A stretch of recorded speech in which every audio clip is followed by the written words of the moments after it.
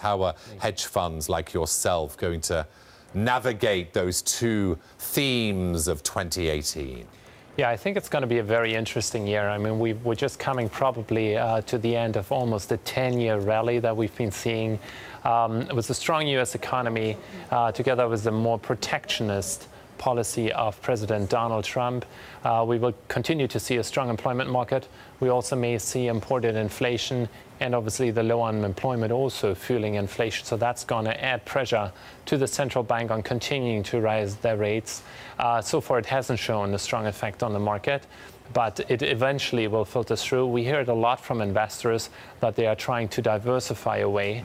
And that certainly is going to pose some challenges to the investors. And some diversifying strategies are positioned in a very similar fashion, aren't they? Yeah, I mean, this is obviously, you can't have the unicorn, right? You want to make a lot of money when markets go up. At the same time, you want diversifying returns.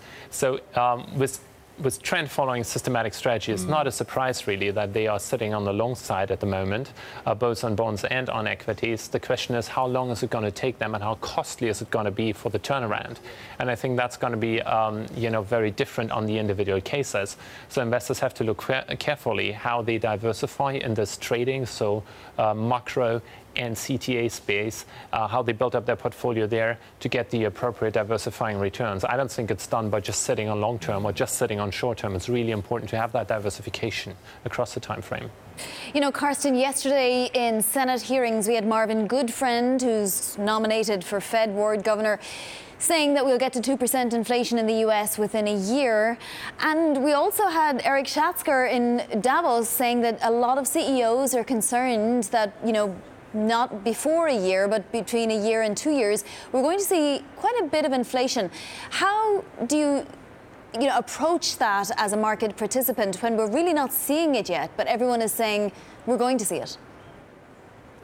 Well, I do think as long as the market starts to factor us in inappropriately, we're not going to see the big shock once the central bank is stepping up. And I think from a central bank's perspective, they have two considerations. On the one side, managing the markets. On the other side, obviously considering budget implications, in particular for the US. How are they going to handle their refinancing? So to that extent, I think they have a big interest in managing these carefully.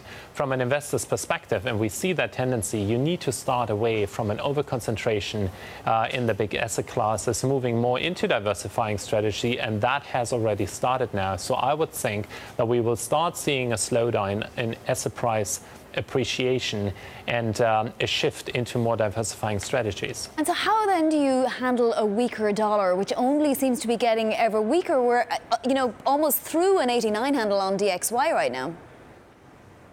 Yeah, I mean, to be honest, we've been a little bit surprised how long this continues, the devaluation of the dollar.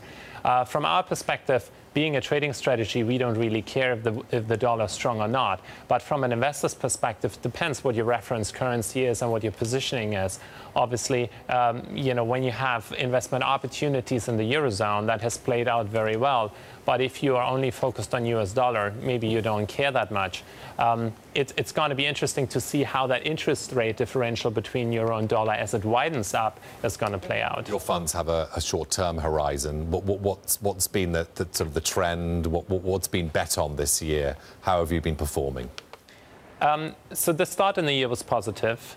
And obviously, with these kind of movements, it's relatively easy to be on the right side. And I said earlier, it's very interesting to see how the inflection is going to take place, how we will be able to quickly revert the positions. And whilst short-term funds naturally revert quicker, they are obviously more negatively affected when you have a whipsaw following that movement. So it's very difficult in advance to say how a crisis or how a price correction is going to play out. And depending on, if we go back to 2008, for example, September was a great month for short-term strategies. October was a great month for longer-term strategies. So since you don't really know how it's going to play out in advance, I think the best bet for investors is to have that diversification across time frame. Quick 30 seconds on Bitcoin. Chairman of UBS, Weber, said today massive potential drop is in the offing because of regulatory concerns. Yeah, absolutely. I mean, when you put yourself in the position of a country, I think there are two factors that will be very concerning to me from a political perspective. One thing is tracking, obviously, of transactions. So the fact that Bitcoins are anonymous, it facilitates all sorts of illegal transactions. That's one concern. And the other one is if cryptocurrencies would actually being considered as a major asset class, you have less leverage as a central bank. If markets accept the Bitcoin, any type of cryptocurrency as a valid alternative, then central banks less leverage.